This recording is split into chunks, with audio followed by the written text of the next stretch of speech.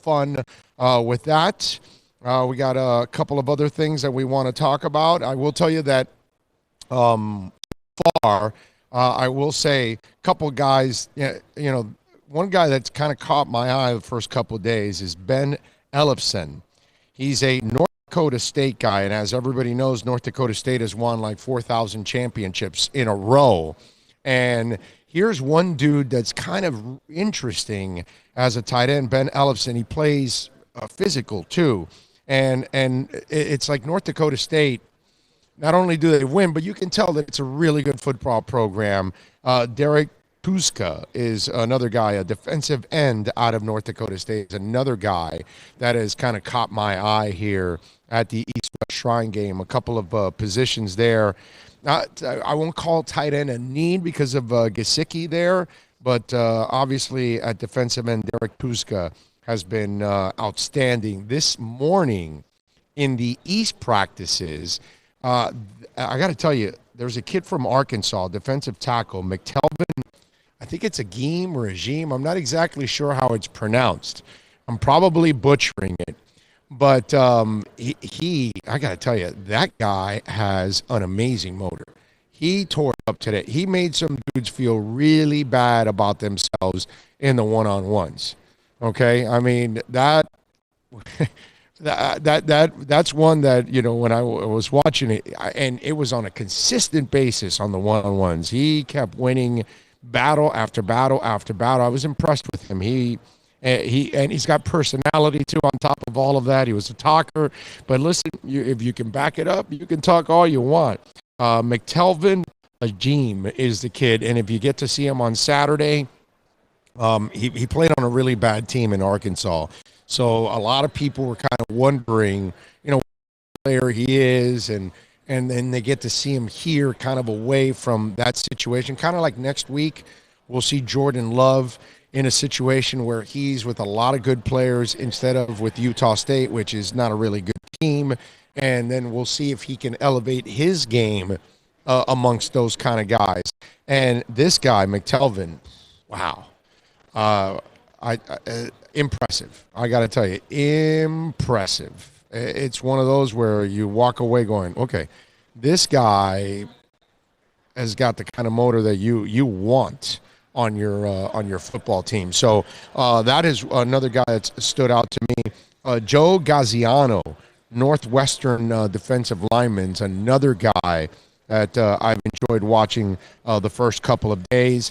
The two offensive linemen from Michigan too.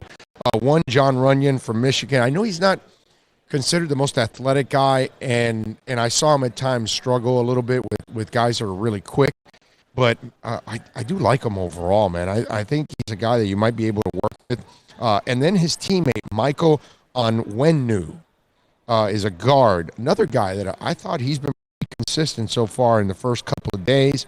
Another guy that's kind of caught my eye on the offensive line is Kyle Murphy out of Rhode Island. I don't watch a lot of Rhode Island games, but the kid's been pretty impressive the first couple of days. So those are some of the guys that have kind of caught my eye. Your dad's boy, Tony Jones, had a really good practice this afternoon for Notre Dame. He ran hard, man. He had a nice afternoon for himself today here at the Shrine game. What were you going to say? Oh, okay. I thought saw you fiddling there, so I thought you were going to mess around with it. Anyway, if you want to get in on the accidentlawfirm.com text line, you can do it at 786-322-1105. That's 786-322-1105 if you want to get in on the program as we take it till, I don't know, probably somewhere around 7 o'clock. We should be here for a couple of hours. James Morgan, by the way, from FIU, has done a solid job. The linebackers, Pickney and Shaq, they have struggled in coverage. I got to be honest. That's been the one thing that they've got to kind of prove, and that's been kind of a little bit of a struggle for them. But they've played overall against the run really well, is what you expected from them. But that's kind of what they're here is to prove that they can do a little better against the pass. So if some of you out there are wondering about that, It hasn't been like it's been a terrible thing or anything like that, but they have not been as solid as you would want them to be, specifically against the pass. So, user Tom goes, the Dolphins should go after Burrow. Well, how? I love fantasy football too, but we're living in reality now. Cincinnati's not going to trade it. I mean, it would be stupid on their part to trade it. You know what I mean? So I'm sure teams will inquire, but I'm sure that Cincinnati's going to end up taking the quarterback. They've had Andy Dalton long enough. They kind of know what they have with Andy Dalton, and it's not good enough. It's not going to really get you any kind of deep run into the playoffs. So they need a quarterback. So I would imagine that Smoking Joe should be the guy there, right? I mean, I just it's nice fantasy. It's nice to say it, and for other fan bases around the country, they say, yeah, our team should trade up to number one, but you need two to tango. And so until the Cincinnati Bengals actually come out and say, yeah, we're willing to trade the pick, it just, to me, it's a silly conversation. It doesn't make any sense. So I get it and all that. And, I saw the article today. See, here's where you can't play this game. And if you're a media member and you're doing this, you're phony. Because at the beginning of the year, they were talking about how, you got a tank for Tua. So now nobody had Burrow on the map at all. Okay, one, tanking's ridiculous. No player's going to tank. No coach is going to tank. So it's a ridiculous concept as it is for pro sports. But nobody had Burrow on the radar. So now for somebody to start saying that you traded, Flores for Burrow, when you really traded Flores for Tua, if you want to go with that agenda, which is ridiculous. Nobody expected Burrow to be where he's at right now at the beginning of the year. At the beginning of the year, everybody was talking Tua, which is the guy you're normally supposed to be talking about. And it's a convenient twist just so you can get clicks and you can get people to read the articles. All right? But it's, again, any fan out there that thinks a player is going to go out there and just quit, it's stupid. It's ignorant. It's ridiculous. Makes no sense. Those guys that's their resume. So you want them to put their resume and just sully their resume and just give up on film. So everybody sees that? That's what you want? Yeah, that might be fine for you, not for the player. That doesn't fly. I mean, that's why it gets to a point where it's just ridiculous. It just is. And some of you out there, you live in this fantasy world like you think people in the I saw a media member say, well, they traded Tunsil because they already want to get a right tackle for Tua. You know how stupid that sounds? Do you think an NFL team in September is thinking of trading a tackle because they already assume they're going to take Tua at the end of the year and a right tackle because he's a lefty? Now Tua's injured. How's that working out? I mean, it just, some of the things that people come up with, it's ridiculous. It just is. Just like, let's just tank. Yeah, right, let's go. Players, let's just quit on the field and let's put all of that on film. Oh, and by the way, let's also get injured along the way because that's what's going to happen if you're half-ass out on the football field. It just, there are things that you guys come up with that you just live in this fantasy land. You think Brian Flores is going to coach his team and try, some people actually wrote it out like Chris Greer's above Brian Flores, scheming ways so they can lose. Meanwhile, all they're doing is claiming players trying to get better. There is no tanking. There is no ridiculous trade with the Cincinnati Bengals. You guys have to get to the point where you live in reality. Okay? The reality is you have a pretty good coach because the dude won 5 games with that team. which is really hard to do. And I've been telling you for a while now, I've been telling you all season, what you should be doing is feeling good about Brian Flores for now. Because maybe, just maybe, you might have found a coach. And that alone is a good thing. Look, I'll give an example that kind of, stings for some of you because some of you actually think he turned into a good quarterback, which is weird, but whatever. You look at what Mike Vrabel's doing. It's really smart. He knows he doesn't have a quarterback that can carry him. So he has Derrick Henry. That offensive line and that defense carry the load and manage the game. And it's working for him. Now, if he gets put in a situation where 17's got to win the game, that's not going to happen.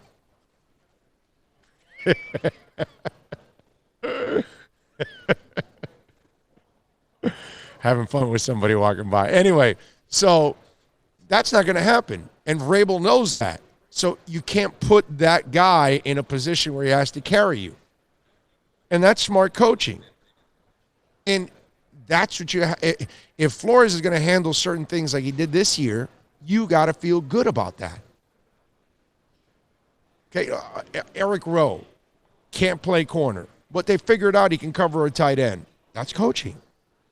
These are things that you have. Winning with this talent, Nick Needham getting better, Gesicki getting better, Devontae Parker finding himself. I mean, it's endless, the amount of examples that showed you what a staff can do and help give players a platform to be successful. But if you were trying to tank this year, you would have not taught anybody anything this year. You would have never instilled any kind of culture at all on this team, which he was able to do under probably the most difficult circumstances an NFL coach could have, considering how you tore down that team. So you guys have to drop all of this. All this fantasy talk. Oh, let's trade for Burrow. Oh, let's tank. Oh, let's just... No, we're set with Tua. How's that working out? And then you can't cry for Burrow now because you weren't crying for Burrow at the beginning of the year. Okay? He wasn't on your radar at the beginning of the year. He wasn't on anybody's radar at the beginning of the year. By the end of the season, he's the number one pick. So now the only thing left is he a one-year wonder? That's all they got to worry about now. And that's what NFL people have to figure out. But it's just sometimes there's this level of being so unrealistic. It's crazy. Let's see. Who is going to trade for Rashad Jones? Maybe the first rounders I can see, but Jones is old. Why are you bringing up Rashad Jones? Who the hell would want to bring up? I don't know about Rashad Jones. I don't know. Nobody's trading for Rashad Jones. Great guy. He's had an awesome Dolphins career. He is now injured, and they're paying him a lot of money. So, no, don't expect that. What they will do is cut him this year and save some money against the cap is what they'll do. And that's what you're supposed to do at this point. That's what they've been doing from day one when Chris Grier took over. He got rid of salaries that they didn't need anymore, players that they're not going to build on. And Rashad Jones is both of those. Okay? I appreciate what Rashad Jones has done, just like any Dolphin fan. But unfortunately, now you got to go young, and you got to go draft his replacement. That's what you got to do. But you got to stay in reality when it comes to all of this. And listen, where they're at in the draft, they're going to have more than enough opportunities to get good players. If you know how to draft, you will find them. Okay? They didn't draft Mahomes number 1 overall. And they didn't draft Drew Brees number 1 overall. And they didn't draft Tom Brady number 1 overall. So not all the great quarterbacks come at number 1 overall. And it's almost like it's an attitude from certain Dolphin fans out there that if you didn't have the number 1 pick, you got no shot at a quarterback. And meanwhile, if you're a smart team, You will build a team around Jimmy Garoppolo so you can win. Jimmy Garoppolo is not Tom Brady. He's not Russell Wilson, but you can win with him. If you're a smart coach, you will build a team that you can actually win with Ryan Tannehill. Hey, the Baltimore Ravens deserve all the credit in the world. They went cutting edge. They went back into time, too, also at the same time, and ran an offense that hasn't been run in the NFL in forever. And, in fact, to this extent, nobody has run it. And they tried to do something and get ahead on the curve, and maybe before people could actually adjust to it, unfortunately, the Titans had the kind of personnel to stop them. That was the problem the entire year. So most people didn't have the personnel to stop the Ravens because it's completely different than what you can't prepare for it. You can't do anything for it because nobody can mimic it for you on your team. And you don't run those kind of offenses, so it's hard to actually duplicate it. And there's no way you can duplicate Lamar. That's the other thing. You got to fight a next-level athlete like that to be able to do that just in practice, which is crazy. But Tennessee had it. And so if you have the coaching, which is what you're hoping you have with Brian Flores, look, in a perfect world, it would be nice to go out there and have, the franchise quarterback and, the Dallas Cowboys 90s line. And it's great to have all of that kind of stuff. There's a lot of times that you're not going to have that. So you're going to have to adjust and you're going to have to coach your way out of things. That's how Shula made it to the Super Bowl with Woodstock. It wasn't a perfect team. That's why they ended up losing, because they ran into a better football team. But as a coach, he did a magnificent job of managing that difficult season. And he didn't have a star quarterback. And when they got to the Super Bowl with Marino, they had no defense and no running game.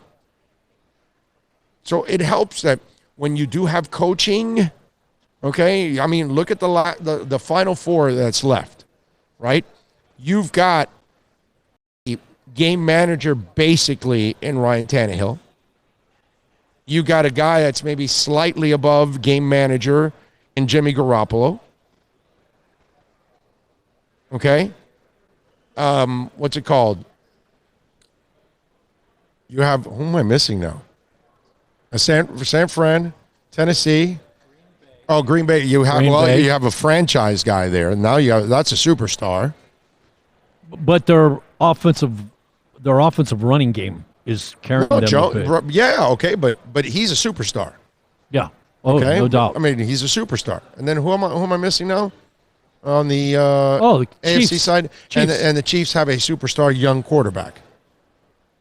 So you look at it, okay, there's a couple of star quarterbacks, but there's a team there that's trying to do what the Eagles did, what the Broncos did with the broken down Peyton Manning. Because it's been done before that you can actually, if your team is good enough, all you need is that guy to facilitate and make a couple of plays. It's all Trent Dilfer had to do, just make a couple of plays. The Ravens would do everything else. So if you have coaching, you can do stuff like that. And that's why, at this point, yeah, it's great to have the number one pick. But what if you have the number one pick and you don't have a coach? You know what I mean? Like when you watched Jason Taylor and Zach Thomas and Pat Surtain and Sam Madison and Tim Bones get old because you didn't have a coach. You didn't have a coach that could find a half-decent offense so you could go win a Super Bowl. So maybe you have Flores now. Maybe Flores is the guy. Well, the next thing is to find that quarterback. But you don't have that quarterback, and you have a front office that I believe you do this time around, and you go and build a really good football team, you might be able to win that championship without that superstar quarterback. Because Several other teams have been able to do it.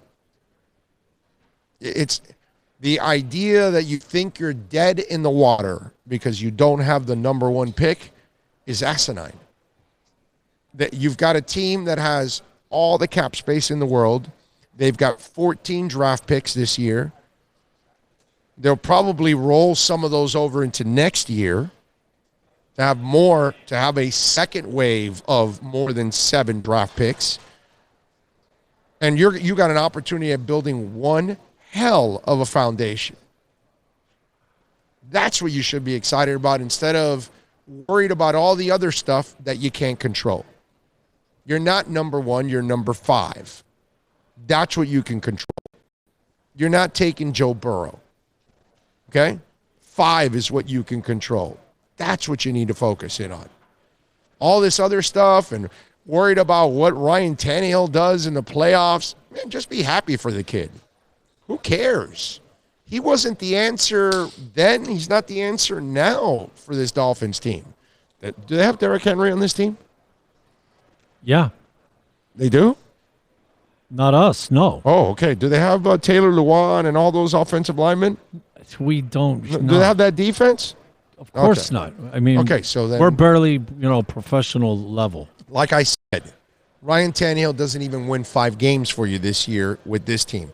All the people ever did for 7 years was make excuses that Ryan didn't have a line. Ryan doesn't have this, doesn't have that one, doesn't have it. Can you imagine if he would have been quarterbacking the team this year with the Dolphins? They would have had the number 1 pick. Yeah. You'd be lucky to have 1 win with Ryan Tannehill and that team this year. So instead of saying that Flores lost us the first pick, when we traded Tannehill to Tennessee, we lost the first pick. Right. That's what people should be writing. They didn't trade Flores for Tua. They didn't trade Flores for Burrow. They traded Tannehill for the number 5 pick. That's all. Because if you would have had Tanny here, all you excuse makers would have done the same thing. Well, of course, he has no line. Fitzpatrick was able to actually make stuff happen without a line, without a running game. What does that tell you? That's why some of you out there that are overreacting about 17, it's just a guy. And they got him in a perfect spot making a couple of throws. That's it. If at any point you put the weight of the world on his shoulders, you're down. You're dead in the water. You're not going to get anywhere. 322-1105 if you want to get in on the accidentlawfirm.com text line. It's 786-322-1105. I was checking out this story with the Cleveland Browns. And Jimmy Haslam's one of those guys that I think he's proven over and over and over again he's a terrible owner in the NFL. And there's a report out there that says that Browns owner Jimmy Haslam apparently told Stefanski, the new head coach, that he'll have weekly meetings on Mondays and that he has to turn in the game plan into the owner on Fridays. Haslam said the first part of the report is true, but the second part is false. So let me ask you something. So what's Jimmy Haslam going to do with the game plan? All right, that's freaking hilarious. I can just have fun with that part alone.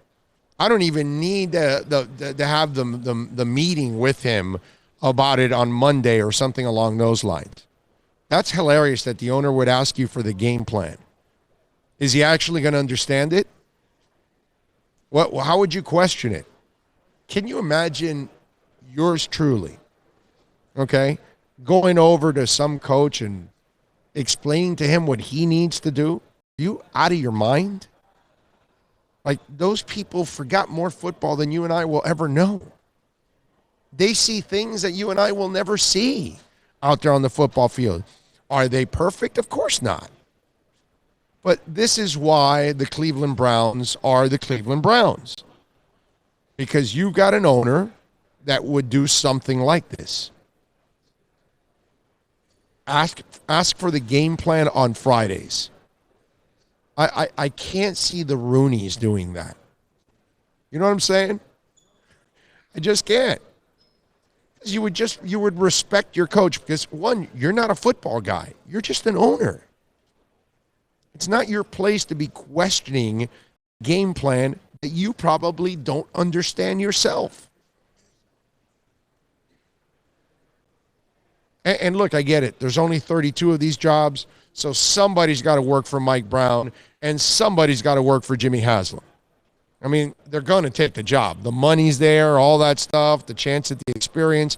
I would imagine that most people that take a job with Cleveland or with Cincinnati, it's all in Ohio, that they would look at that situation and say, well, you know, I know I'm not going to have everything. I know I'm going to have to deal with a meddling coach, but I got to take this job because there's only 32 of them, and they're offering me one of the 32.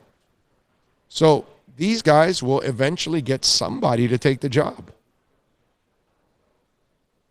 I just find this one hilarious that Haslam would be asking for the report. Now, this is a guy that has no credibility whatsoever. So the second part of this story might be true also. Who knows? He goes, if you owned a pro football team, would you meet with the head coach the Monday after a game? Of course you would. I mean, of course we would, Haslam said. The rumor out there, though, after presenting the game plan of those kinds, are just totally inaccurate. I really think they're irresponsible. Jimmy Haslam, man. There's a reason why the Browns are the Browns. Did you catch Odell at the championship game last night? No, I did not. He was handing out bills. He was handing out money to the players. Cash. Straight cash, homie, is what he was doing. He is aware that the NCAA would like to probably have a discussion with him. Yeah. A very in-depth conversation you don't understand the deal here. NCAA, hello? Now, I was thinking about this, okay? And this is the only part that I'm not sure about. Here's where I have to plead some ignorance here. Okay? So if the kid's a senior and his career is over basically at that moment, right? The game's over. Are you not a free agent right there at that moment? Like, is it really a violation taking the money at that moment there? Now, if you're a junior or a sophomore and you're not declared for the draft and all that stuff, obviously, that sounds like trouble to me.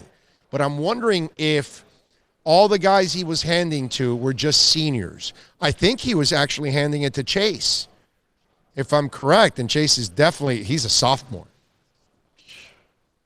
I think it was Chase, one of the guys that they showed. But again, it's just one of those where, but that's the Browns. There you go. This is what you brought onto your team. And yes, he's a hell of a player, but you also got to understand that he's also a hell of a head case, too, at the same time. He just wanted to play Uncle Luke for LSU. You know what? I can ask this question yelling at Adiza, who's across from me. So, Adiza, can you hear me? Can you hear me now? You hear me? Okay. Odell was handing out money yesterday on the field.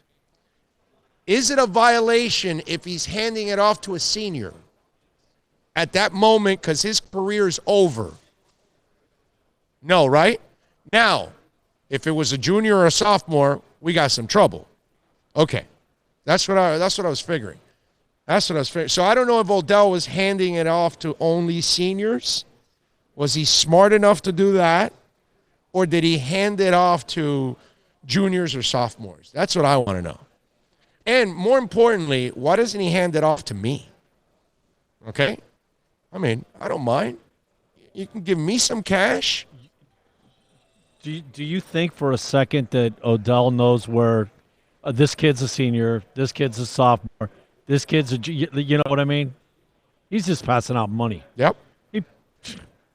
Yep.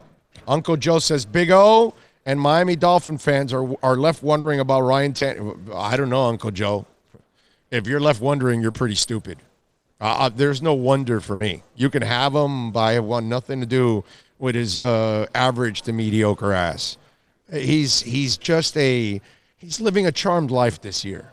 Nothing more, nothing less. Nobody misses that. I mean, if you miss him, you don't get it. That's all. That's all. And Uncle Joe says Odell went to LSU. And what does that have to do with anything? You know what I'm saying? Woo. Do you think that that's like these guys are like Jarrett Cole, post World Series? I'm done with this.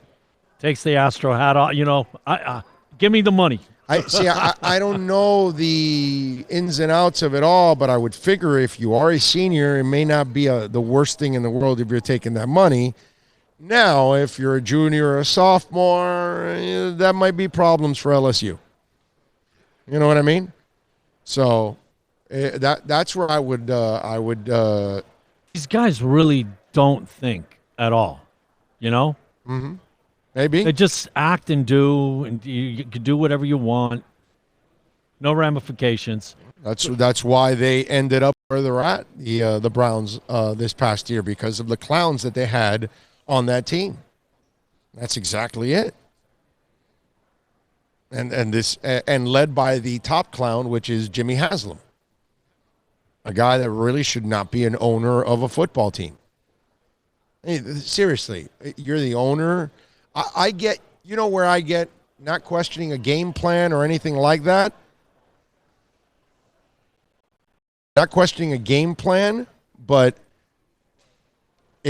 when, let's say like the Bill O'Brien thing, you want to question that fake punt.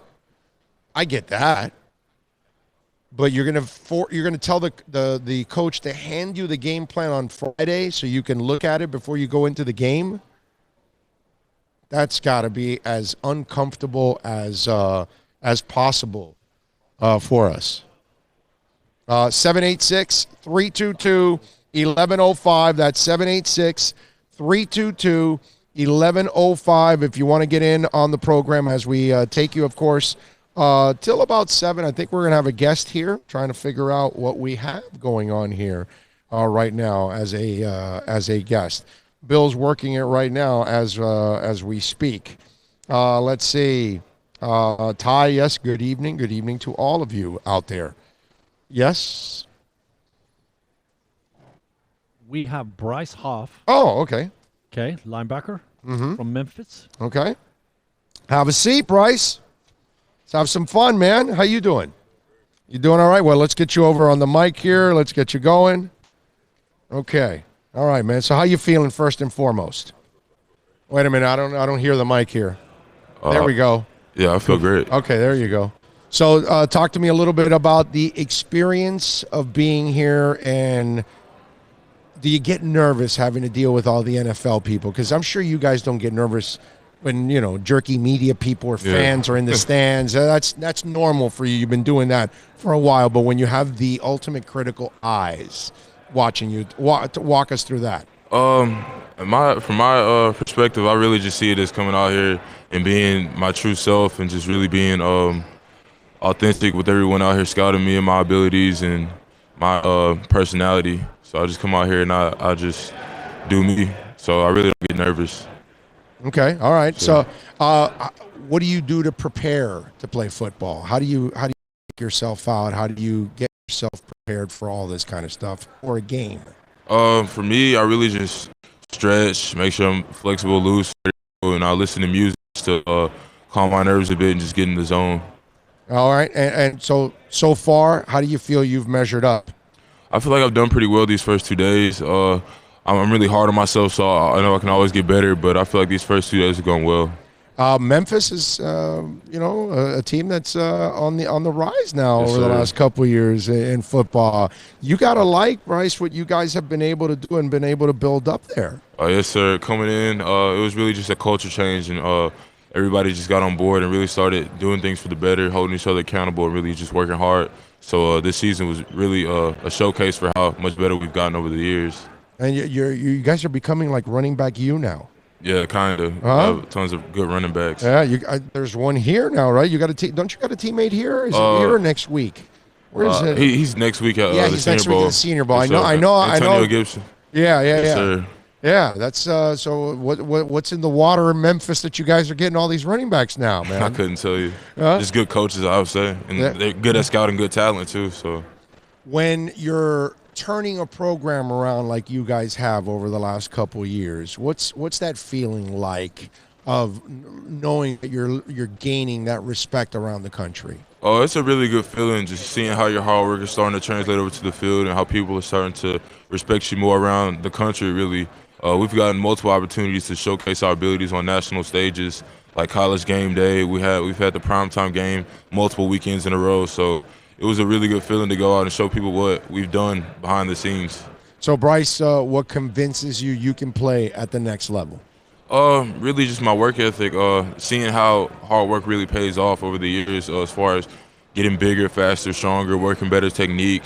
Just having a relentless mindset, going up against guys that are like just as good as you on that same level, NFL level talent. Really going out and showing that I can do the same thing that I did in Memphis here against top level guys. Really just boost my confidence even more coming out here. I feel like at the end of the day, hard work always pays off. Hard work trumps talent, and at the end of the day, I'm just a really hard worker. Is there a guy you look up to in the NFL that kind of motivated you? I would say Aaron Donald is really a good one. Damn. I That's a talk. completely different position. It is, but you can still learn from him. I mean, I watched some of his interviews, and he talks about how his dad used to push him back when he was younger, and how he used to always harp on how important hard work was. I mean, everybody can see how good Aaron Donald is. I mean, it really has paid off for him. So that same hard work can pay off for me. I just keep taking it up a notch every time I get in the weight room, every time I hit the field, just continue to take my game to the next level.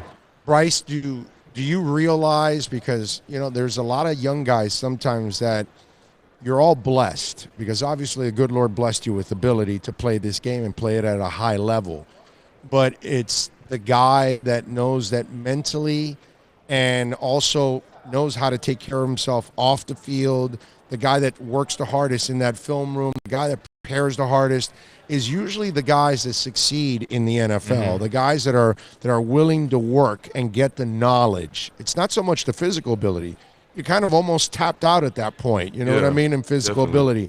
Do you realize that kind of stuff? Yes, sir. I mean, there's always room for improvement in every aspect of somebody's game. So I definitely see how that physical standpoint, like how the physical assets kind of they hit a benchmark almost, and the people that continue to escalate are the ones that do the extra work in the weight room, do the extra work in the film room. So I can definitely see that. How much film do you watch? Is that something you enjoy doing? Yes, sir. I enjoy watching film, just seeing some plays that I made that I didn't even realize I made, or like working a move that I didn't even realize I worked. Just it being second nature at this point, it really is a cool thing to do for myself, just watching film and learning from myself. So today I'm watching your drills, and you're young, so I don't know how much you know about the game. I don't know if you're a historian, but dude, you're being coached by Willie McGinnis. Yes, sir. I mean, that's super freaking cool. It is. I watched that man's career in college and the NFL because I'm old enough, obviously, and he's a beast, bro. I mean, this is a hell of a player.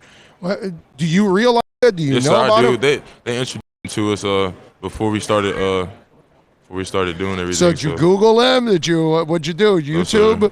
Did you know already about him, or did you have to go look him up? No, they kind of just told us about him. Okay. Yes, sir. So okay, because he is one of those guys you definitely want to.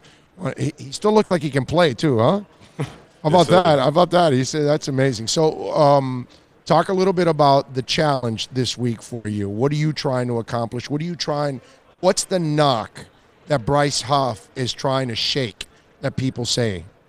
I feel like the biggest knock for me is people thinking that I can't move well, going backwards like in coverage and space, and I feel like I've been able to come out here and show my closing speed, being able to shut down an edge, my reaction time.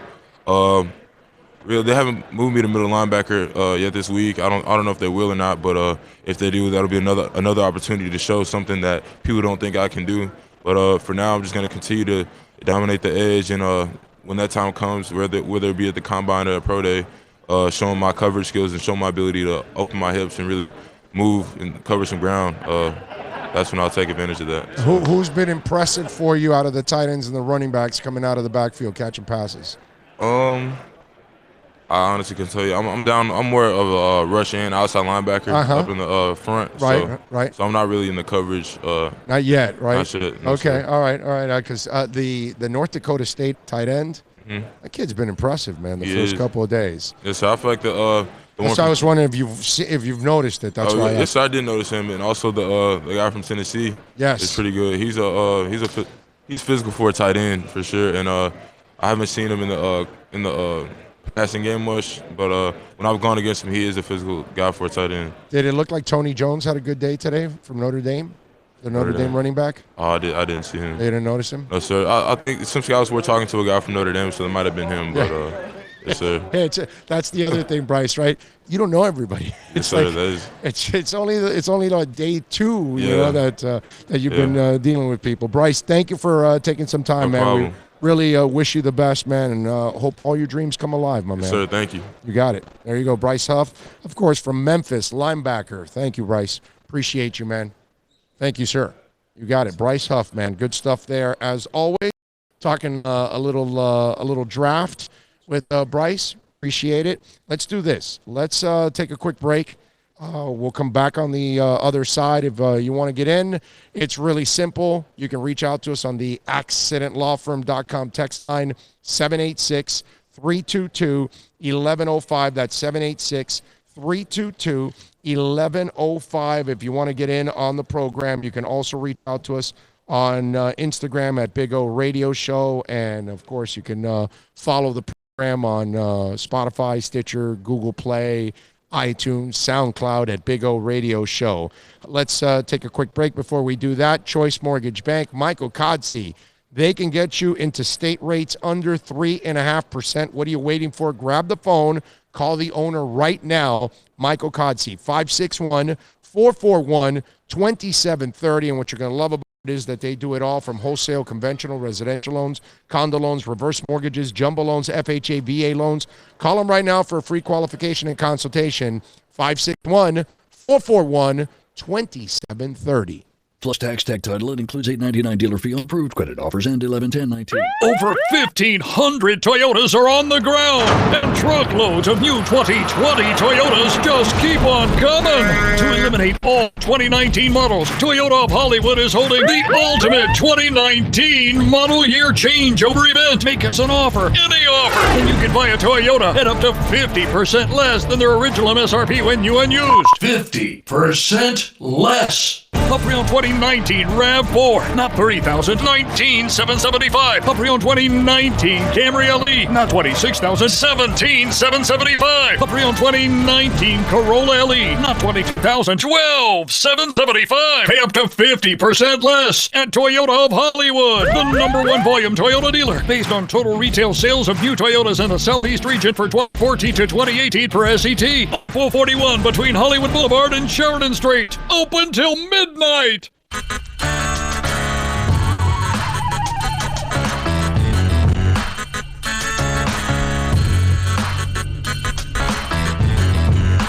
This is the Big O Show.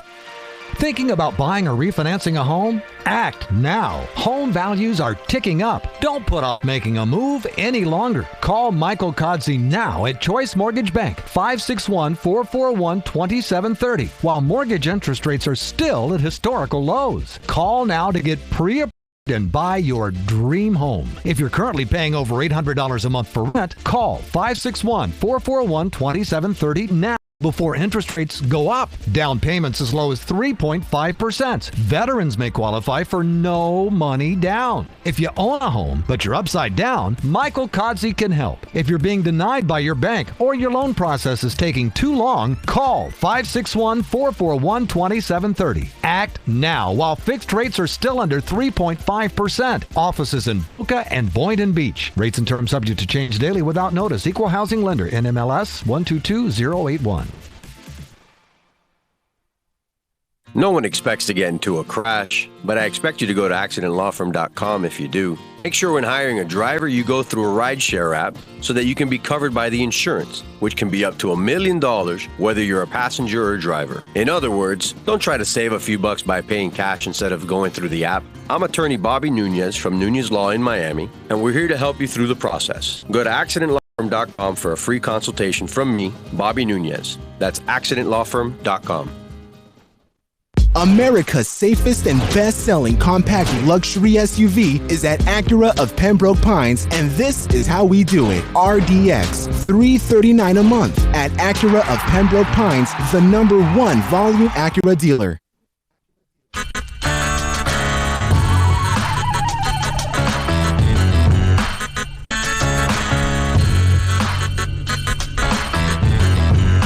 This is the Big O Show. This is the Big O Show. This is the Big O Show.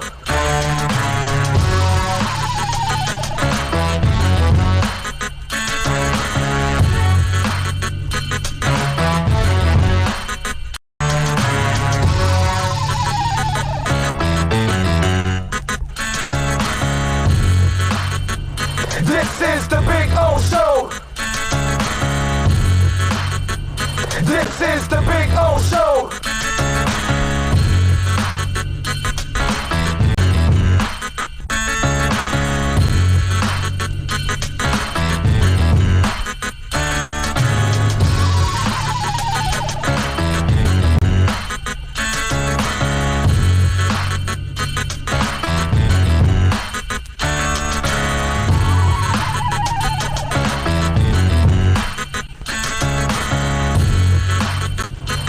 is the Big O Show. This is the Big O Show. This is the Big O Show. This is the Big O Show.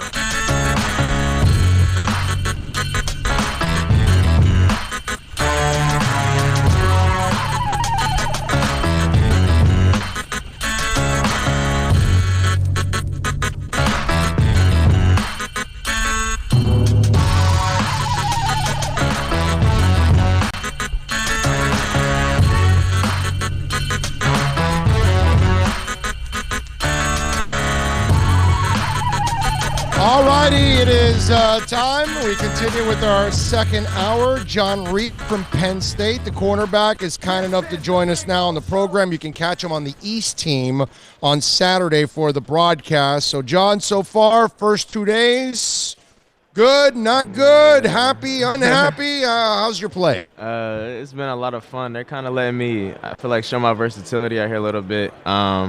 I've been playing some corner, playing some slot. You know, I haven't played safety since high school, but I feel comfortable back there this week doing it. So it's been fun. Okay, so and have you been predominantly at safety, or have they used you some at corner? I've been predominantly at corner most of the time, corner and nickel, and then I got to get some snaps this week at safety also. Okay. So I'm kind of glad I could show that. Yeah, and so is that something you're comfortable with? Because obviously, what's the challenge for you there compared to being at corner?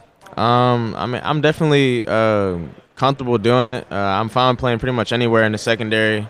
You get to get a lot more open field tackles at safety, which is fun. I worked on that a lot this year, and I feel like it showed the results. But I'm fine playing everywhere. The corner stuff, I've been doing that since high school, so that's natural to me. But when you're when you're running on the island, you're with a guy. But when you're in safety, you got to read and react, and you got to kind of decipher what's about to go on. Talk about that challenge for you, because it's almost like you're working your mind more at safety than you do at corner, because it's kind of easier because the guy's right in front of you.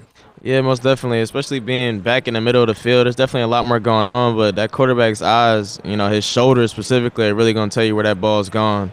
And you can see all that a lot easier at safety, so there's definitely some positives of being back there. So tell me, wide receivers so far that you've been impressed with? I think Isaiah from Temple. I like him. Yes. Yeah, he's been doing his thing this week. He had a touchdown yesterday. Yeah, I know. I've been we trained together too. The Princeton quarterback threw it. Yeah, he threw a dime on him. Yes. He put the ball on him. Yeah. Yes. And he's been running some really for how big he is. You wouldn't expect him to move the way he does. He moves like a short guy does almost, especially when he gets the ball in his hands. Hey, I'll give you another guy, the Keith Gavin kid from Florida State. Yeah, he's been using his body well this week. I've noticed. I said we've been kind of joking with him, the subtle push-offs. And he can move for a big guy. Yeah, he can move. He's been running that fade ball all week. And he had a double move yesterday. Yeah. And ended up getting a touchdown. So that's the other thing. Both east and on the west side, they're redwood trees. Have you seen some of the receivers? Yeah, I heard. I think in the Big Ten, you're kind of used to seeing these big guys though. So it's kind of what I expected to come here and see guys 6'3" and above. So when you see the one guy in the slot who's not, it's always almost like a change up. So you can appreciate it. So tell me, how satisfying, John, has it been to watch Penn State finally come back from all that stuff that they had? And kind of, put all that behind you guys, but have the success and get Penn State back to being a great football program. I mean, it's definitely just been a blessing and a great experience to be a part of it. Just seeing the culture change from my freshman year to my last year there, that was something coming in. Even my whole class coming in, we wanted to make sure we could impact Penn State like that in a positive way. That's what we always talked about, almost getting Penn State back to those normal high rankings every year, big bowl games and everything like that. And with the staff there and the players, sky's the limit. So tell me, you got to feel great that you guys were able to have the kind of season that you had so you can have that kind of platform, too, for you as a player. Yeah, so, I mean, with team success comes individual success, and that's most definitely the truth. The years where we're winning a lot, you hear about a lot more guys, so, you just got to buy into the process and believe in it because it works. Yeah, no, I'm with you there, man. So, that story that came out about hazing, what would you say about that? I can't really speak on that, to be honest. You never saw it? That's nothing I've ever seen. I haven't been around any of that, so I can't really speak on it, to be honest. All right, cool. Because I know that's one of the things that Franklin is answering, the hazing stuff that was going on. For you personally, talk about the challenge of proving yourself over again, because you had to do it at Penn State. Now you got to do it to a group of professionals. I mean, I just, I always work every day as if somebody's right on my back, like somebody's coming to take my spot every day, and that's kind of the same approach that I take here, and then everything I do, just being ultra competitive and always pushing yourself. And, you let the cards fall where they may, but I kind of like my odds if I do that. Just work hard, do what I'm supposed to do, be disciplined, and learn as much as I can every day. So. John Reed from Penn State joining us, cornerback. Where did you get that chip? Is that something that I think just how the family I grew up in and how I grew up. So I think you just kind of. Did you have bigger brothers or something that used to beat on you? I was the oldest, so I had to set the standard. So. Oh, okay, all right. So, but is it something that is it a chip you built because it works well for you? Like Michael Jordan always had a chip. He was the greatest player ever, but he had a chip. So I'm just wondering, do you use it as a motivation, or is it something that happened to you early in your life that you used it from that moment on? When you see your family like that struggle sometimes, stuff like that, you become motivated and everything, seeing that. So I think I wouldn't even call it necessarily a chip. It just become how you are. Just always want to be competitive and push the envelope and get everything you can out of everything you put time into. So I think it's just kind of a part of it. So far, can you give me an example of something you learned that you didn't know first couple of days here? Just Coach Jackson from the Jets, our position coach for the week, just gaining his whole perspective on playing corner. He's played corner like at a high level, and he's coaching it. He's coaching the whole secondary. So then hearing him even talk about the run fits from the safety position. Like I said, I haven't played safety since high school, so playing this weekend and hearing the different run fits has been, refreshing almost. We talk about a lot of run fits, but I have a corners coach at Penn State, not necessarily a whole secondary coach. So that's a different perspective to hear both sides of it. That's pretty cool. Is it a positive, or maybe it makes no difference, but you tell me, do you think the transition for college players is going to become slightly easy, because it's never easy, but slightly easier because college concepts are all over the NFL now? Because it used to be the other way around for decades, for 100 years. It was more college trying to, do things that the pros did and all that. But now the college game has influenced the NFL a ton. Does that help or not? I don't know. You tell me.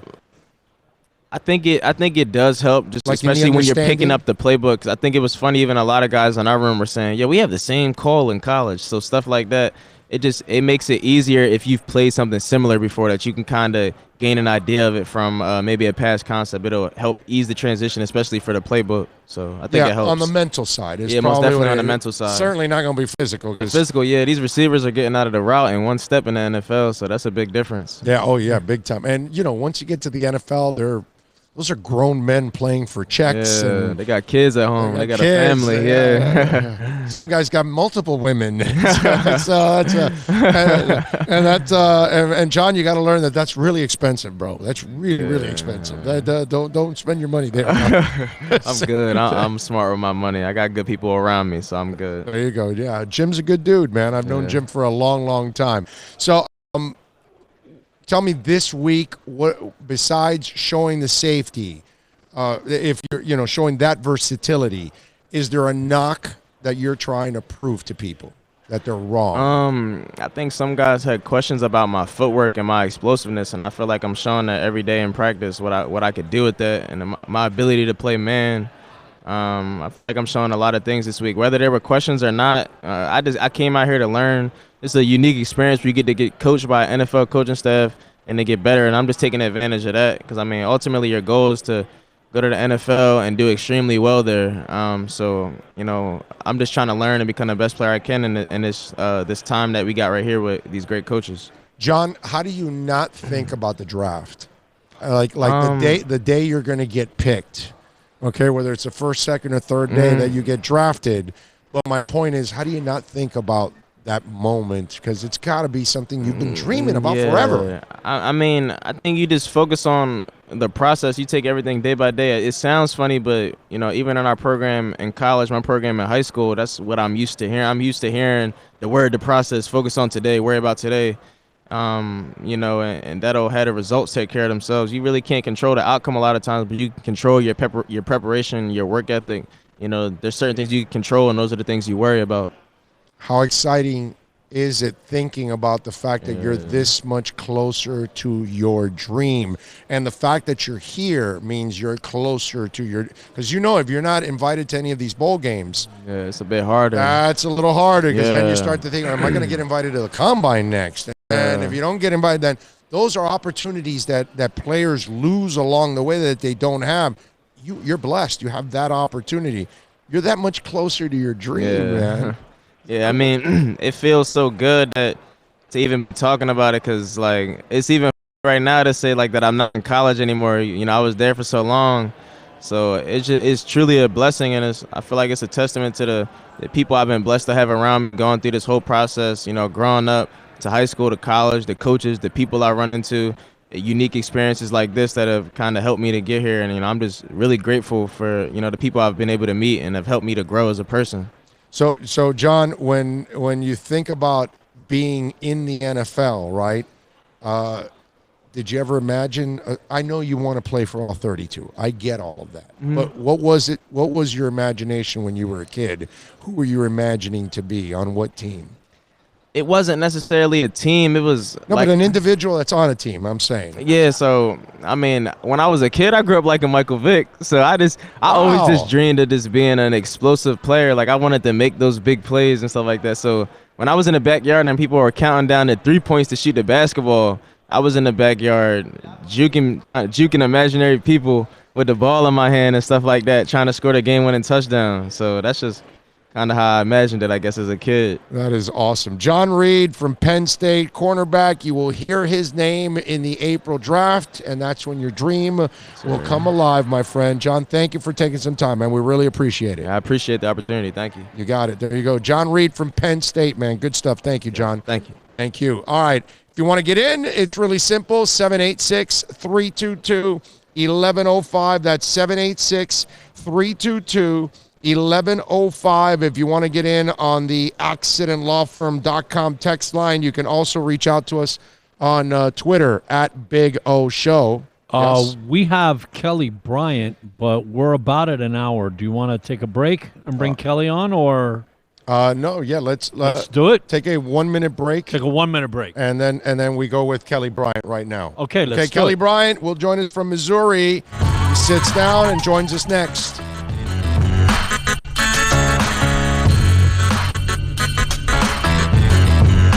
This is the Big O Show. This is the Big O Show.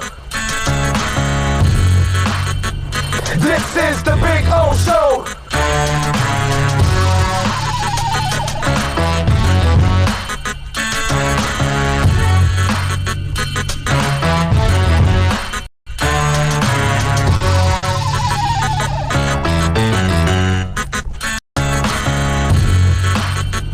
This is the Big O Show. This is the Big O Show.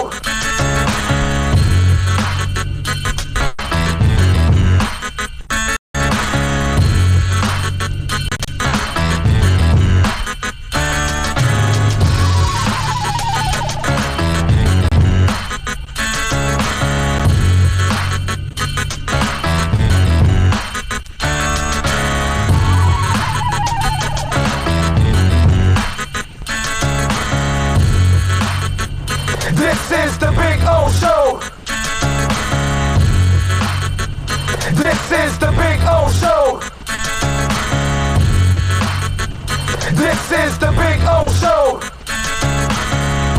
All right, let's have a little fun. This is the Big O Show. Kelly Bryant, quarterback out of Missouri, kind enough to join us now here on the Shrine Practices. We're out here, of course, at the Trade Winds Resort, the headquarters for the East-West Shrine Practices. Really nice enough to stop by and join us.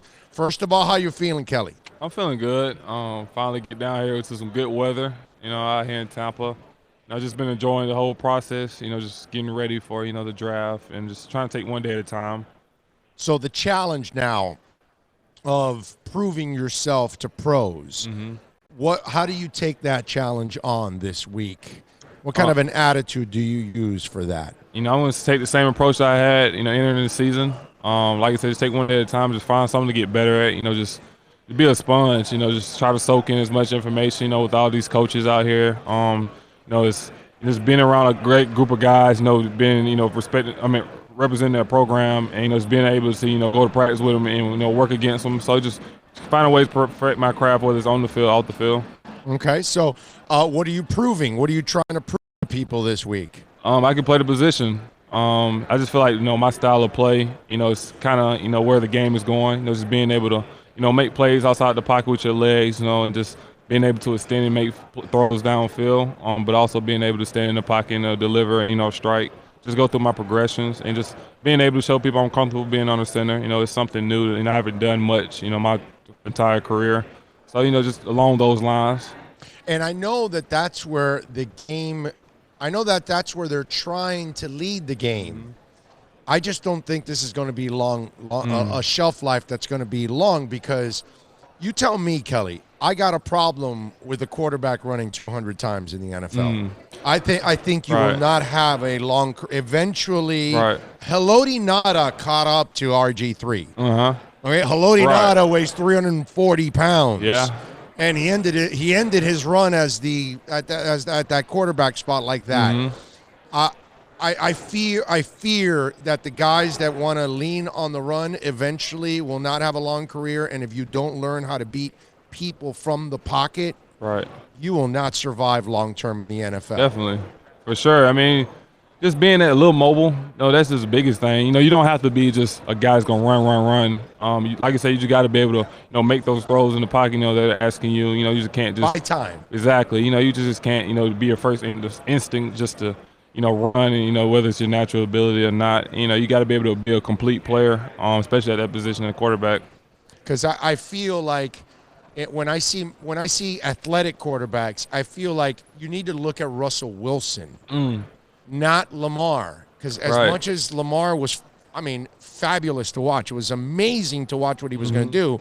I just feel that's a time bomb. That eventually Somebody's going to catch up to you. As good as he is, Right. because he is a freakish He's a athlete. dude, yes, sir. Man, he is freakish. But somebody's going to catch, because you're all talented. You're all freaks in that Right. league. Especially. In college, you're not. Yeah. In college, some of A you little are. bit bigger pool. Yeah, Mhm. you guys are better than a lot of the guys you're going up against. But in the NFL, you're not better than almost anybody that's there. You know what I Right. mean? So that's where I fear for the game now. And we're trying to protect players. Mhm. We're trying to keep them healthy.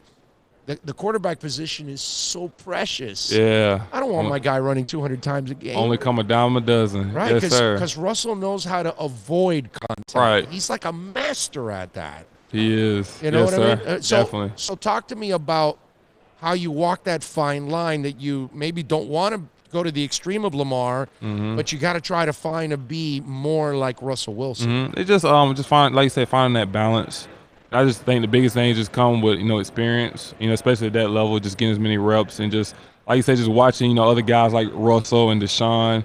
Guys have been really great about making plays when it's there, but also just knowing when to fold. Knowing when to take chances. Just like I said, just finding that balance. It can be tough, especially for younger guys. Just instinct, like just kicking. I'm just gonna try to get what I can get. Rather than okay. If a run may be there, but how I'm going to avoid a hit, where it's sliding, just taking unnecessary hits. Kelly Bryant, of course, quarterback for Missouri, joining us here on the show. So, Kelly, when it's now hindsight's always 2020. After you transfer everything, how do you feel that all worked out for you? I feel like it worked out really well. It was a lot of self-growth in the process. Just looking back on that decision, I would make it, 100 times. There's no regrets. That was just basically, the thing for me. After I made the decision, to leave Clemson, I was like, if I'm going to do it, I just want to make sure, when my time of football is done, whether it's, a year or 5, 10 years, I don't want to look back, at that decision and be like, maybe I shouldn't have did it. But, now to this day, I'd have no regrets with that. Yeah, because you got the opportunity that you weren't getting at Clemson at that point. So I'm wondering, how much of the game did you watch last night? I watched it all. I was pulling for the boys. It was a hard-fought game, but, you got to give credit to LSU. Heck of a game, playing that they had. And, just I hate to see my boys, especially like I know a bunch of the older guys, that was their last game, wearing the orange. I hate how I ended for them. Yeah, no, definitely, there's no doubt. But what we saw was a really great team in Exactly. LSU. I mean, to me, the people that think that Clemson, whatever, didn't do well or choked or some silly ass comment like that. Sometimes you're just not better than the other team. It is, yeah. You know what I mean? It'd be like that, yes, sir. It's pretty simple. It's not that you played terrible or that you choked or all that kind of crap that people come up with. To me, that's what I saw. Clemson started off really well. Yeah, they and did. You thought, but then, LSU was able to kind of adjust. Yeah, just flip, yep. You know what I mean? Yes, sir. And I think that's what you can live with that, right? It's what you can't live with is a lack of effort. What you can't live with something is, that you can control. It's like when you're going hard, you put in your best effort. Of course, you always want to win, but sometimes it's not you're not gonna get what you want. But if you can live with you did everything possible, then you can feel a little bit better with yourself. Like I say, you always want to win, but that's not how it works every time. Have you been able to talk to anybody from the team? Yeah, I talked to I'm really close friends. Yeah, DeAndre Overton, who just got here, and all the Clemson guys just got here. I talked to them, briefly, that was coming in. Isaiah Simmons, T. Higgins, Travis, Jordan Williams, Cornell Powell, they're really my close friend group there. Like I said, we're really good friends. They came and saw me play during their bye week. So, it's just a relationship, I built and just, had, with those guys ever since I left, Clemson. So talk to me about Dabo, and we'll stop with Clemson after this. But what is it about him that is so likable? Because I'm not a Clemson fan, I'm a UM fan. Okay, right. So I'm in the ACC too. Right. But my team's a U, and I like him. Like he's likable. Right. Why? What you see on TV is what you're gonna get. Outside. The field, practice field, and the game field. He's a player's coach. He's real genuine. He loves his players, and he will remind you that he loves you. And he might just come into, I love you, man. And dang, for a grown man to tell me, that and be like, okay, that gonna make me want to play harder. And that's what you see, as time's gone by. The guys, play hard. They love them. When you love somebody, you playing like that. You can't. You don't want to let them down. And for me, he gave me an opportunity, being from South Carolina, play in front of my home state. And I can't thank him enough for allowing me to get my degree there and just, like I said, just play at a high level. And so, I'm just thankful for that, my time there. All right, so Kelly Bryant, of course, from Missouri quarterback, joining us here on the show. How have your interviews gone so far? How have the questions been? How have they challenged you? They've been challenging a lot. It's like literally just pulling you, here and there. You get one interview done, you may think you're done for a little while. The next thing, you're getting a phone call or a text message. It's just been really good. This is the first time, I've been put in a position like this, just going through the whole process. So I'm just, like I said, just trying to soak it all up and just, just look forward, to what's ahead. Just make sure that, I'm putting the best me out there, during the practice field and also just in the interviews as well. Do you feel like you're prepared for this moment, considering all the adversity that you've gone through in your career, whether it's professionally, medically, your junior year, you're vomiting blood? Mm-hmm. Like, walk us through that. So junior year of high school, so I got diagnosed when I was at 15. I had Crohn's. And so junior year, during the middle of a basketball game, halftime, throwing up like blood, just wasn't really feeling well all week, leading up to it. I hadn't even really played in the game. So instantly got rushed to the hospital in Augusta, Georgia. And so that's when they found out that I had a post-pocket infection in my arms, tested the size of a softball. Instantly had to do surgery. Because at the time before that, I was getting like injection shots to like calm it down. And like right when I got out of surgery, the doctor just came in and was like, if you would have got one more shot, because I was actually scheduled to have it right after the game, it could have burst and end up killing you. So, I'm a 17-year-old kid, had a lot going for me at the time. I had a bunch of offers. I'm weighing 215, and instantly, in a matter of probably like 2 weeks, I'm going from 215 to 160. Wow. And I remember going into the bathroom, lifting up my shirt, and I instantly could just see my ribs. So, like I said, there's just a lot of emotions going on. Just, not really sure, what's ahead. Will I ever get back? And, I had to learn to re-walk again. Wasn't eating. And then it was just a big challenge for me, and I was, able to overcome that. And, here I am today, and I always lean on that, experience that I had, down there in Augusta. Like, if I can get through that, I can get through anything. And so, it's just been pretty much, my, backbone for me. Now, when you're going through all of this, how much were you concerned about your career? Because a lot of people may not think that with Crohn's you're able to continue your career. Definitely. Like you said, I was in the best possible shape at the time. I was weighing good, going through basketball, and I was getting interest from more schools that was calling. And in basketball or football? For football. Okay. And so, like, I was getting phone calls to go to, like, the camps, like the Elite 11. Everybody's trying to wonder where I was at and thinking I didn't want to compete. And I'm in a hospital bed, and some schools even backed off me. But then it was literally when Clemson called me and found out. They told me, if you're able to overcome it, or if you're not, we're still going to honor your scholarship. Your scholarship is good. So, that's why I was talking about, Coach Sweeney just being so genuine and just, pure. And so that I said, how can me being a 17-year-old kid say no to that? That's just anything. That's all I can ask for. So when he does something like that, and I know you had to leave and go to Missouri because it's what's best for you. Mm-hmm. How tough? It seems like it must have been tough for you to leave also. Exactly. Been there 4 years, just grinded with all my guys, my boys, built those relationships with the players and the coaches and people outside of the program as well, because, I'm from South Carolina. I had a bunch of people that was into school, family right there. And so, just when I had to make that decision, I tried my best not to let, personal emotions get involved with the decision, because I know at the end of the day, it's a business. They got to do what's best for them, and Coach Sweeney had to do what's best for the team as well. And so, I just feel like I had to make a decision, and it was my decision. No one forced me, to do it. So I was like, I feel like I want to have the best opportunity, showcase, make the most of my last senior year.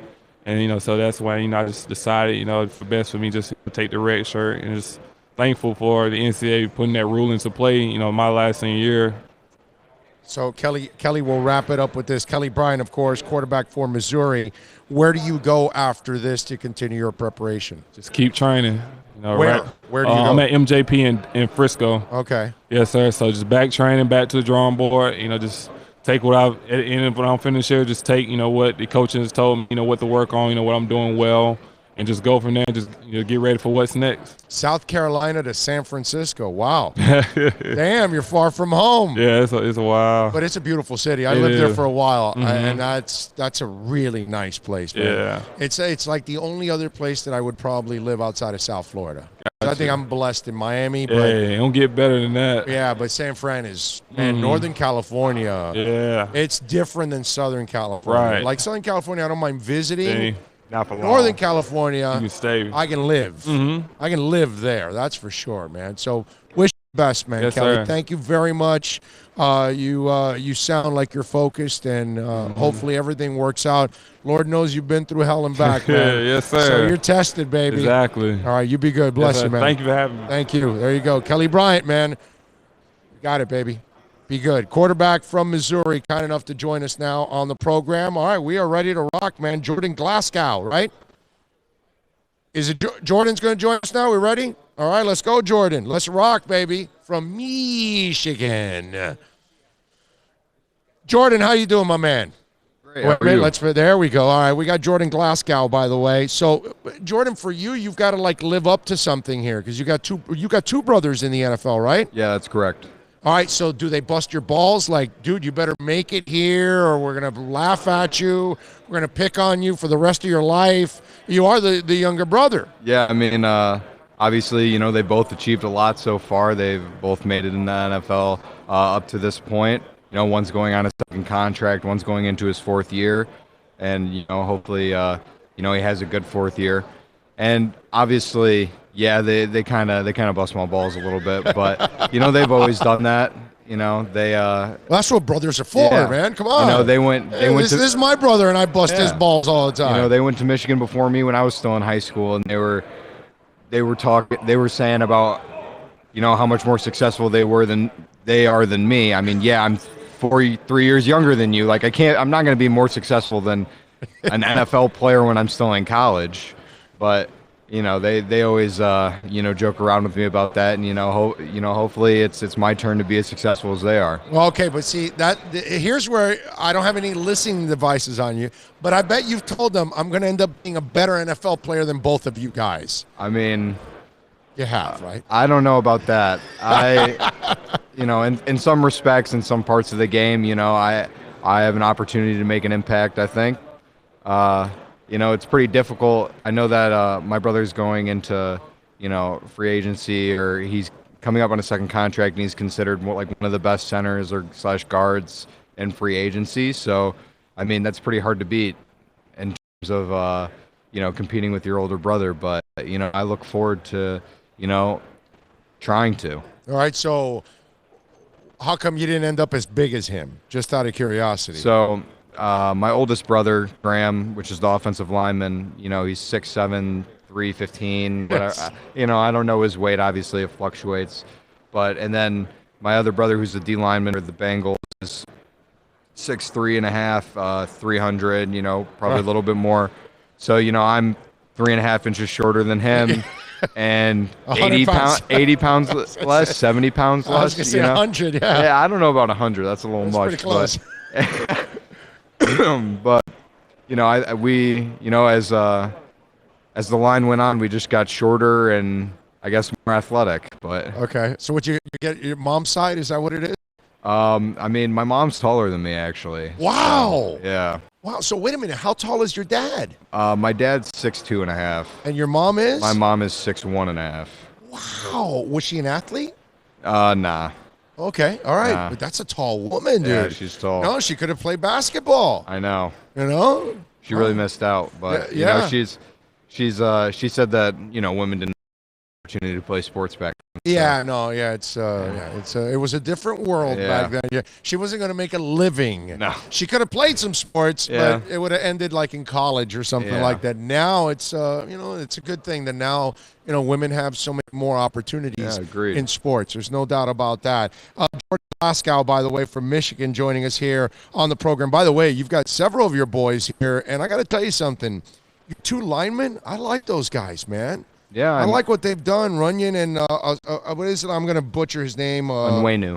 Onwenu, thank you. Onwenu. Onwenu. So, I mean, obviously, we come from a very academically prestigious school or difficult school, and obviously that makes you smart in terms of football, in terms of learning installs. You can acclimate to new situations. You can learn a playbook.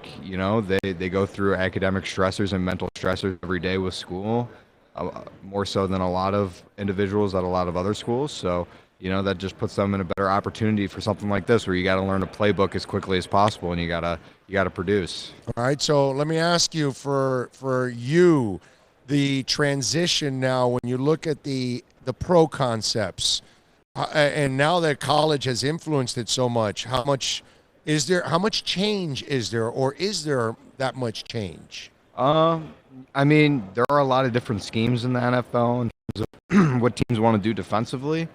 So I feel like, my last year's game from college could translate very well into the NFL in terms of, a very specific role, maybe on a specific team. And I feel like, I could transition to another role depending, going from my potential body type or my potential strengths going forward. So, I look forward to, possibly a new challenge in terms of, what a team wants me to be, and, possibly continuing on what I did from last year. Jordan, describe yourself. What kind of a player are you for the people that are listening or watching? I would say I'm hard-nosed and I'm a smart player. And so when at the safety spot, what is your favorite position to play? What are you better at, you feel? Yeah, so I mean, I played Will this last season, and right now I'm playing strong safety for the West. And they both have their good things and their bad things. I mean, the Will got to bang a little bit more in the box, but it seems to me like you kind of like that, dude. Yeah, it was fun. I mean, going downhill and being able to hit someone, not think about much else. They're not much better than that. But obviously, the strong safety they have me playing, I'm still playing in the box. I'm playing a little bit outside in some situations, and I'm still comfortable around that spot, comfortable guarding tight ends, and I'm looking forward to see what happens the rest of the week. Are you the kind of guy that you don't mind if they put you in a little bit at weak side linebacker? You can be that kind of guy too, you feel? Yeah, I mean, I feel like I can gain as much weight as they want me to gain. I can get strong, I can do whatever a team wants me to do, I feel like. All right, so this week, who's been the most challenged for covering and those kind of things? Who's the guy on your team that's impressed you the most so far? I mean, I feel like the tight end from Tennessee is a really good route runner. Mm-hmm. Number 84. Dominic Wood Anderson. Yeah, that's probably him. I don't know his name, but he's a crisp route runner for a tight end, and I got to give him props. How about the North Dakota State kid, the Ellefson kid? He's pretty good too. Yeah.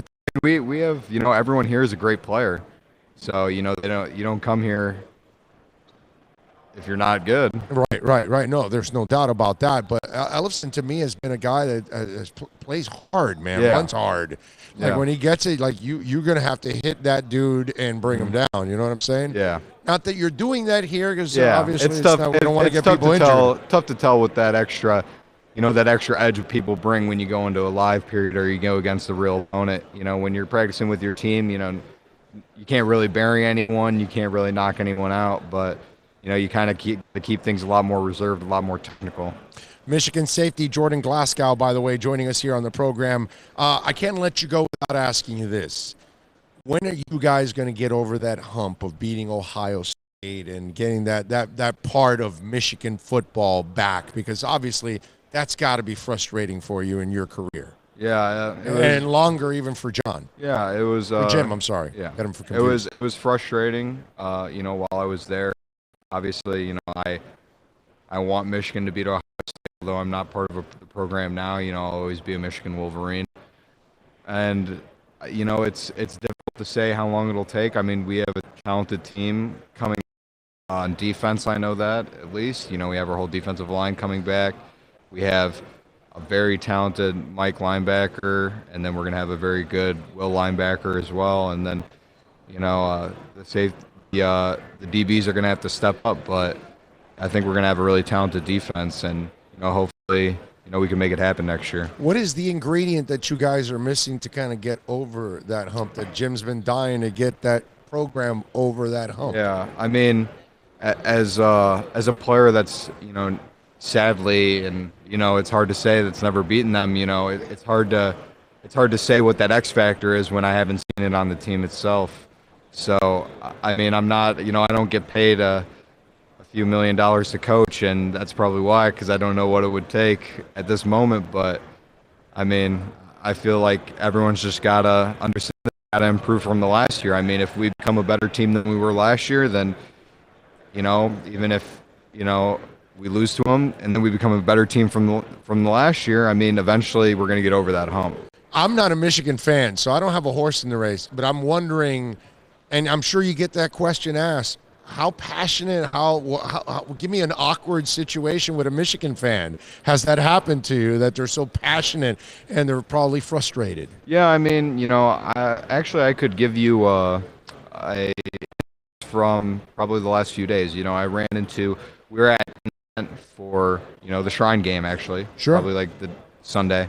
Oh, when you went to visit the kids. Yeah, it might have been that there, but I was walking by, we were high-fiving everyone, and one of the people, maybe one of the parents or something, was like, "Hey, you're from Michigan, right?" And I was like, "Yeah," and I was like, "Yeah." He's like, "Oh, I might have to trip you. You keep losing to Ohio State," or just bringing it up. I'm just like, whatever. Like, I mean, you hear it enough on, social media and all that, and no one really understands how much effort you really put in. Right. It's football is our lives. On both sides, on Ohio State side and on our side. And the pain is I more mean, for you guys even than fans, because you're the one that's laying it on the damn line. Yeah, I mean, that's we're fighting for our lives out there, and it's rough when fans act like they're more hurt than the players.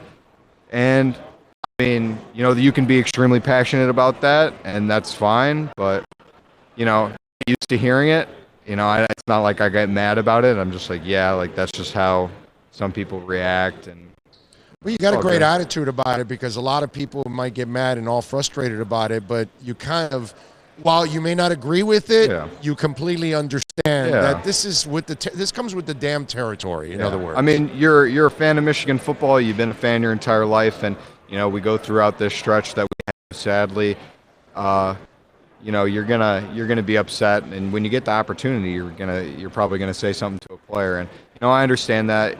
Obviously, we lose. Someone points out that we lost. I can't be mad about that. It's just a fact.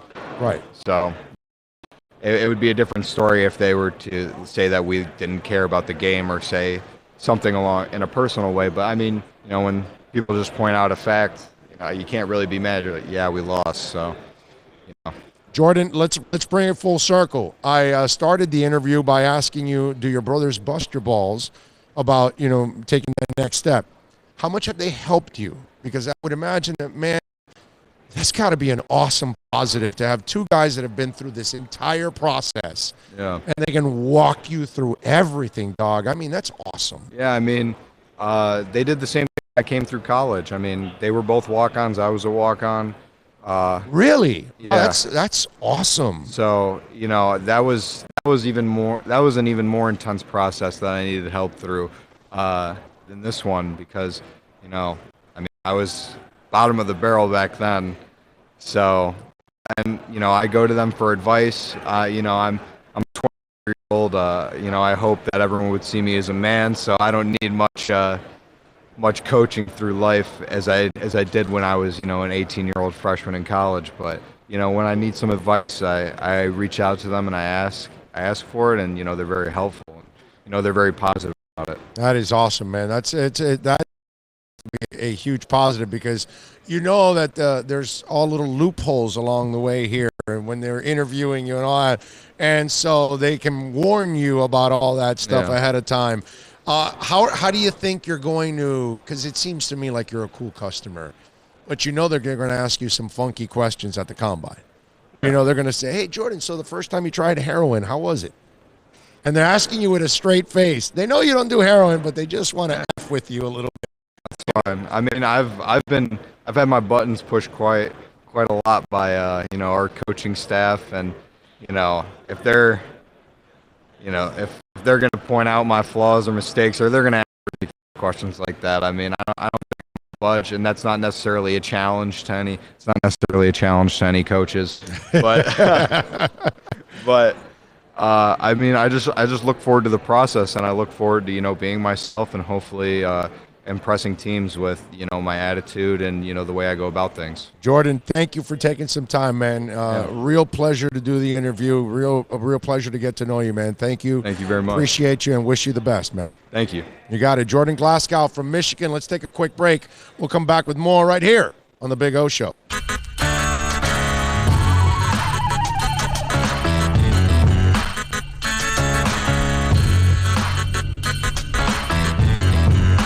This is the Big O Show. This is the Big O Show. This is the Big O Show.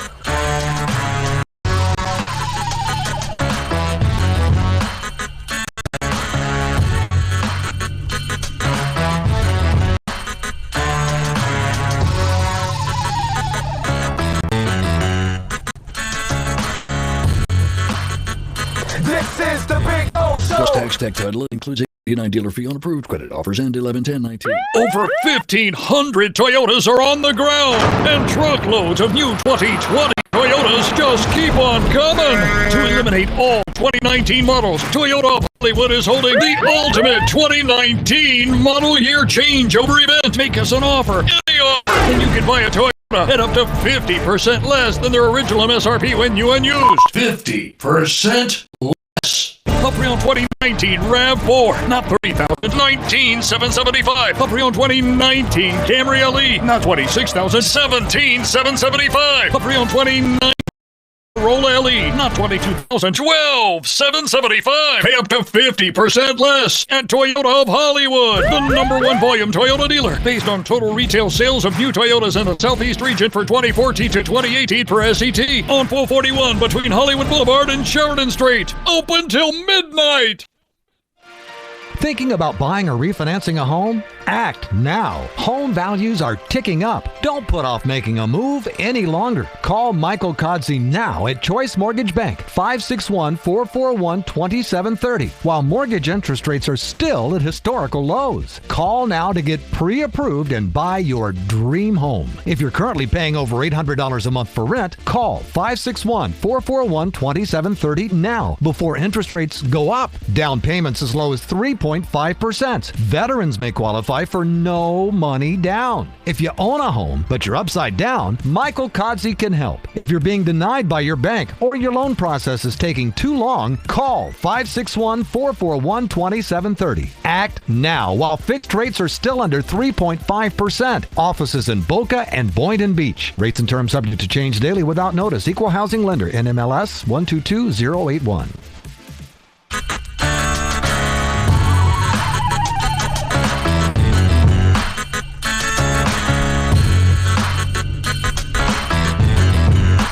This is the Big O Show. This is the Big O Show.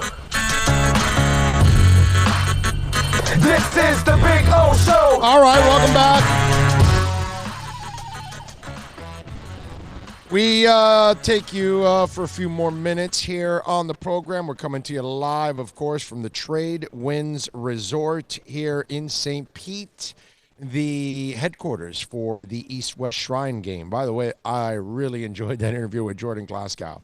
That was cool, man. That was cool. And Kelly Bryant has been through a lot, my man. That is, that's the thing that you kind of get a little perspective with these young guys, and you get to see where they've been and all the things that they've been through. And I like what I saw from some of these guys personally. You know what I'm talking about? Let's see.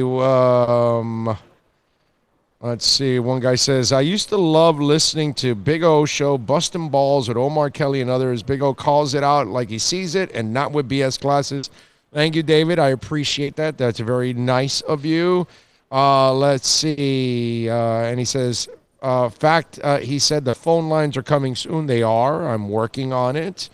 All these stuff doesn't, remember, we're doing mobile. We're all over the place. But there's some stuff that is in the works that, remember, everything can't happen overnight, but trust me, we got something going on.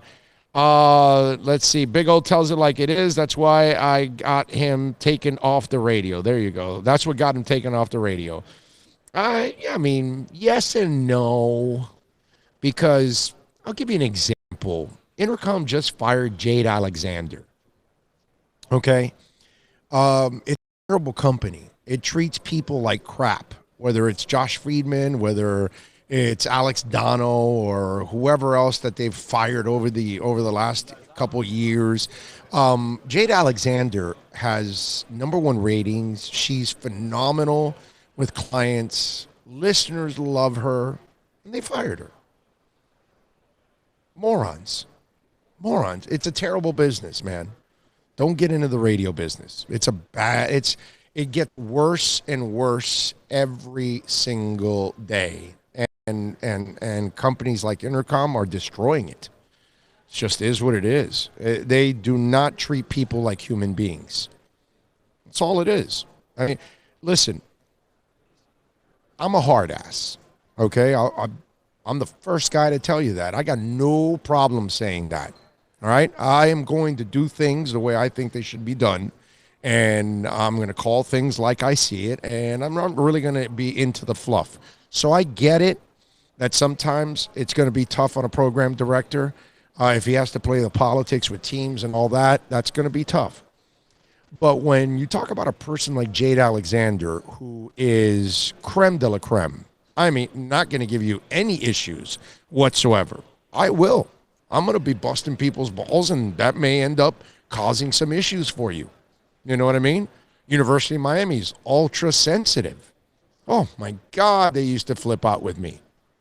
Still do. But that's fine. They are what they are, and that's why the program is what it is. Soft. That's how they are. They're soft, and that's how they react. They're touchy about everything. Dolphins used to be like that too. So anyway, it's just one of those deals. But it's not really, obviously it didn't help at all that I'm a brutally honest person, okay? It doesn't help that I'm going to call it like I see it. But don't kid yourself. They've fired so many good people left and right. It's just a terrible business. It has nothing to do with ability, okay? Because I certainly don't lack that. Or production. I certainly don't lack that. And neither does Jade Alexander or others that were fired. It's just a bad business run by people that don't know what the hell they're doing. That's all. It's pretty simple. It's really not more difficult. It's not, there's nothing else involved in it.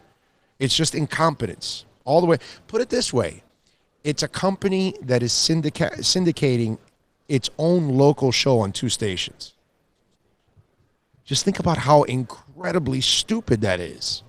Has nothing to do with Hawk and Crowder. It's just you don't put it on 2 stations in one market. You're not making any money. You're using 2 signals for one show in the same market. That's what we're talking about. So don't ever think that anybody that's been fired from Intercom the last couple of years, don't think that it's because they can't do the job. No, man, it's just there are a whole bunch of incompetent fools in that building. That's all. in the company, obviously. So that's really, if you want the truth, that's what it is. All right? You got people that don't belong in our business, but they're running it. You got people that don't know anything about our business, but they're running it. That's all you need to know. All I can tell you is I miss the Beasleys and I miss Greg Reed. It used to be fun actually having a station with balls. But that's fine. I'm glad because more and more people are tuning in here because they can't get that over there. And they hear the fluff. And obviously, there's very little shows left. You know what I mean? So it is what it is. And you've got to be a puppet in order to be on there because you're not going to be able to say anything serious about any of the teams. They're not going to allow you. And that's what they've done. They're make sure they've got the right people that aren't going to break any rules or say anything controversial or the truth or anything along those lines. Stay with fluff, no substance, and we'll be all right. And that's the way they want to run it, and go ahead. A lot of people hear the phoniness, so what are you going to do? And it's not the guys that are there. It's not their fault. They have to work under those rules. It is what it is, but tons of people have gotten fired from that place, from producers to production people to hosts, everything, man. Salespeople, and all of them good. A lot of good people. All they're doing is street. Remember, it's a company that stock has gone from like $15 to like $3 or $4. They're losing money left and right now, big time. And so in the process, they're trying to cut everywhere. That's what you got. All I can tell you is don't get in the business. Don't allow your kids to get in the business. That's what you got to do. Okay? Anyway, nice shirt. Interviews are incredible. Thank you, Drubo. Appreciate it. The interviews have been fun. No doubt the guys that have joined us have been really, really good. And this is actually a new shirt. Yeah. So we got this one. This is because, see, it says East-West Shrine Bowl. Used to be East-West Shrine Game. Now it's East-West Shrine Bowl. So all the new stuff has bowl in it, not game. That's the difference there. What's this sheet here? What is this? Hall of Fame induction reception? So they'll have one here at 6 o'clock on Friday. They're inducting Will Shields from the Chiefs and Dan Pastorini from the Oilers into the East-West Shrine Hall of Fame. How about that? Not bad. Not bad. Again, some of the guys that have stood out here in the West Shrine, Ben Ellefson, North Dakota State tight end. Tony Jones, actually, I thought had a good day today from Notre Dame, the running back. Levante Bellamy, also from Western Michigan. He's like a smooth little running back from Western Michigan. Raekwon Williams from Michigan State, a DT. That dude has balled. I like what I've seen from Raekwon Williams. So if you see that name in the draft, that one is one that I'm becoming a big fan of. Derek Tuska from North Dakota State, defensive end, also done really well. On the east side, McTelvin Agam, defensive tackle for Arkansas. That dude dominated today. I mean, he was awesome. He lit it up. Joe Gaziano, Northwestern defensive lineman, also played well. John Runyon from Michigan's done a nice job. Michael Onwenu, I think is the way our boy pronounced it. The offensive guard from Michigan also played well. Kyle Murphy, kind of interesting. I got to see him again tomorrow, and I got to ask around. But a Rhode Island guard, and he got his moments. The other guy that's actually played well is from West Georgia, Zoye. I don't know what it is. It's a defensive tackle, 51, West Georgia. Check him out, number 51, Adu Foheim or something like that is the last. I don't know.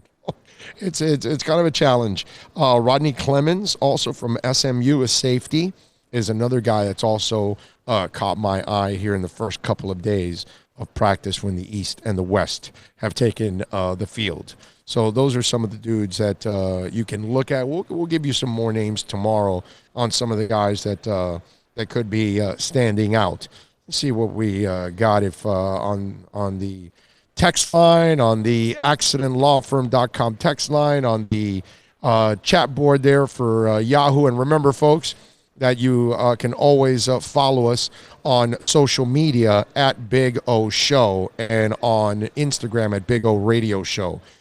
Big O, wasn't sure if you got a chance to read Armando's new article about Dolphins traded Joe Burrow for Brian Flores, and you'll read it. You'll want to hear what your take about that.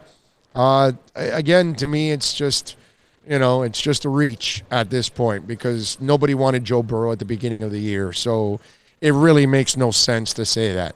And you need a coach too. You just don't need a quarterback. You also need a coach. I mean, you remember Bountygate? You remember Bountygate? I'm sure a lot of you remember Bountygate, right? Remember what they said in Bountygate? Well, they got Drew Brees. Don't worry about that. They suspended Peyton. Brees is like a coach. How'd that work out? Huh? How'd that work out? Didn't work out too well, right? Okay, so, yeah, they need a quarterback and they need a head coach. They haven't had one since Shula. Jimmy did a good job. He went to the playoffs 3 out of 4 years. So let's say Jimmy. But outside of that, you haven't had a guy that you can count on.